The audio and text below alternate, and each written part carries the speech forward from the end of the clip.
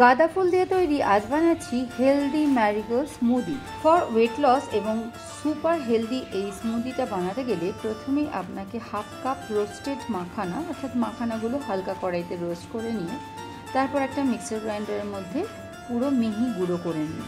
এই গুঁড়ো করা মাখানা একটা আলাদা মিক্সার গ্রাইন্ডারের মধ্যে নিয়ে নিন, সঙ্গে মিশিয়ে নিন ডাবল টোন মিল্ক বা যে কোনো ধরনের লো ফ্যাট মিল্ক, যেহেতু এটা ওয়েট লস স্মুদি।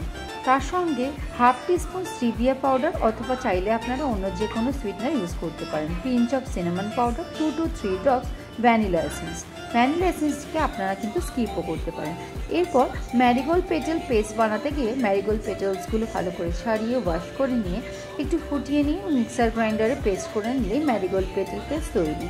সেটা দিয়ে দিন হাফ কাপ, তার সঙ্গে 7 থেকে 8টা আইস কিউব ইউজ করে খুব ভালো করে ব্লেন্ড করে নিলেই তৈরি এই ম্যারিগোল্ড স্মুদি, যেটা ব্রেকফাস্ট, ইভিনিং স্ন্যাক্স অথবা ডিনারেও আপনারা কিন্তু খেতে পারেন। এটা কিন্তু একটা দারুণ হেলদি স্মুদি, যেটা আপনার ওয়েট লসের সঙ্গে সঙ্গে আপনাকে অনেকগুলো হেলথ বেনিফিট দেবে। এই স্মুদির উপর থেকে আপনারা ছড়িয়ে দিতে পারেন কিছু ড্রাই ফ্রুটস কুচি ও কয়েকটা ম্যারিগোল্ড পেটেলস। দুধে অ্যালার্জি বা অসুবিধা থাকলে আপনারা এখানে কিন্তু টক দইও ইউজ করতে পারেন। আর মাখানার বদলে চাইলে আপনারা যে কোনো ধরনের ফ্রুটস কিংবা ড্রাই ফ্রুটস দিয়েও এই স্মুদিটা সহজেই বাড়িতে বানিয়ে ফেলতে পারেন। তবে গ্যারেন্টি দিয়ে এটা বলতে পারি, এই স্মুদি একবার ট্রাই করে দেখুন। একবার খেলে শরীরটা যেমন খুব রিফ্রেশ লাগবে, তার সঙ্গে সঙ্গে পেটটাও ভর্তি লাগবে বেশ অনেকক্ষণ পর্যন্ত। সপ্তাহে 2-3 দিন এই স্মুদি পান করলে আপনার ওয়েট লস হওয়ার সঙ্গে সঙ্গে আপনার মেটাবলিজমও বুস্ট হবে।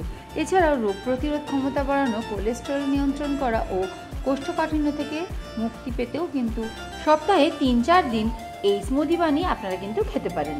শুধু আপনি কেন, আপনার পরিবারে বাচ্চা থেকে বয়স্ক সবাই এই স্মুদি খুবই ভালোবেসে খাবে। শুধু তাই কেন, এই স্মুদির স্বাদ এতটাই রিফ্রেশ এবং ইউনিক যে বাড়িতে কোনো আত্মীয় স্বজন আসলে তাদেরকেও সহজেই এই স্মুদি বানিয়ে খাওয়াতে পারেন। গাঁদা ফুলের বিভিন্ন রেসিপিগুলো আপনাদের কেমন লাগছে তা আমাকে কমেন্ট করে জানাতে ভুলবেন না। ফিরে আসবো আবার একটি নতুন দিনের নতুন একটি রেসিপির সাথে। সবাই খুব ভালো থাকবেন, সুস্থ থাকবেন।